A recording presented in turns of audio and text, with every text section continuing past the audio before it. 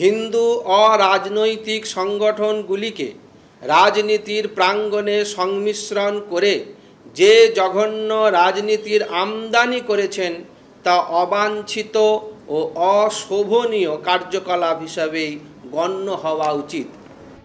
পঞ্চম দফা ভোটের দিনেও বঙ্গ রাজনীতির ময়দান তেতে রইল সাধু সন্তদের একাংশকে নিয়ে মমতা বন্দ্যোপাধ্যায়ের বিতর্কিত মন্তব্য ঘিরে। কে সাধু নয় সেটা কোনো প্রশাসনিক প্রধান স্থির করবে না। যার যত অসুবিধা হয়, যত সমস্যা হয়, সব কার্তিক মহারাজের কাছে চলে গেলেই তিনি একটা সমাধান করে দেন। আমরা চাই এই কুকথা অবসান হোক। শুধু 30% ভোটে উনি মুখ্যমন্ত্রী হতে পারেন না, তাও ওনার আত্মবিশ্বাস এত কম কেন? রাষ্ট্রশক্তি এবং আধ্যাত্মিক শক্তি এই দুটো পরস্পরের পরিপূরক। উভয়ে যদি উভয়কে না দেখে তাহলে কিন্তু সেই রাষ্ট্র পতন অনিবার্য। তিনি অত্যন্ত ছক কষে হিসাব নিকাশ করেই ধর্মান্ধ মৌলবাদীদের বার্তা দেওয়ার জন্য আজকে এই গৈরিক বসনধারীদের আক্রমণ করেছেন। রামকৃষ্ণ মিশনের নাম করেছেন, ইসকনের নাম করেছেন, ভারত সেবাশ্রমের নাম করেছেন।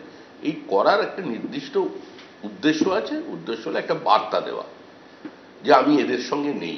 দেখুন, ভারত সেবাশ্রম বলুন বা ইসকন বলুন বা রামকৃষ্ণ মিশন বলুন, এই সমস্ত সংস্থা এবং সংস্থার প্রধানদের প্রতি আমাদের যথেষ্ট সম্মান, শ্রদ্ধা, ভক্তি রয়েছে এবং মমতা বন্দ্যোপাধ্যায় এই সমস্ত সংস্থাগুলোর জন্য যেভাবে কাজ করেছেন সেটা না এর আগে কেউ করতে পেরেছে, না এর পরে কেউ করতে পারবে। এই সংস্থাগুলো বা সংস্থার প্রধানদের প্রতি আমাদের সম্মান ছিল, আমাদের শ্রদ্ধা ছিল, আমাদের ভক্তি ছিল, আজও আছে, কালও থাকবে। প্রধানমন্ত্রী অথবা মুখ্যমন্ত্রী তারা ধর্মকে ব্যবহার করে রাজনীতির প্রচার করছেন। লড়াইটা কোনো মহারাজের সঙ্গে, কোনো মুখ্যমন্ত্রীর নয়। লড়াইটা ভারতবর্ষের জনগণের সঙ্গে, ভারতবর্ষকে যারা বেচে দিচ্ছে তাদের। এই লড়াইয়ের দৃষ্টি ঘোরানোর জন্য প্রাণপণ চেষ্টা করছে বিজেপি তৃণমূল। মাননীয় মুখ্যমন্ত্রী কার্যত বিজেপি ভেন্টিলেশনে যাওয়া দক্ষিণবঙ্গের ভোট আসতে আসতে তাদের হাতে সাম্প্রদায়িক ইস্যুকে একেবারে থালার মধ্যে পরিবেশন করে দিলেন। এই ইস্যুটা আদৌ কোনো ইস্যু হওয়ার কথা নয়, কিন্তু মুখ্যমন্ত্রী এই ইস্যুটা তৈরি করেছেন শুধুমাত্র বিজেপির পালে হাওয়া দেওয়ার জন্য। এই বিতর্কের শেষ কোথায়, সেই প্রশ্নই এখন ঘুরছে বঙ্গ রাজনীতির হাওয়ায়। এবিপি আনন্দ।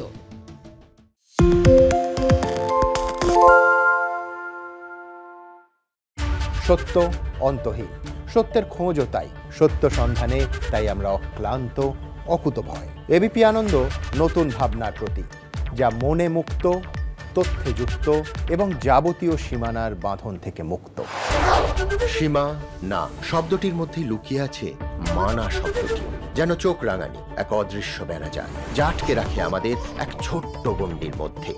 একমাত্র সঠিক খবরই গড়ে তুলবে এক মুক্ত সমাজ। সেই জগৎ গড়ার লক্ষ্যে কোনো সীমানার ঠুকুটি আমরা মানব না।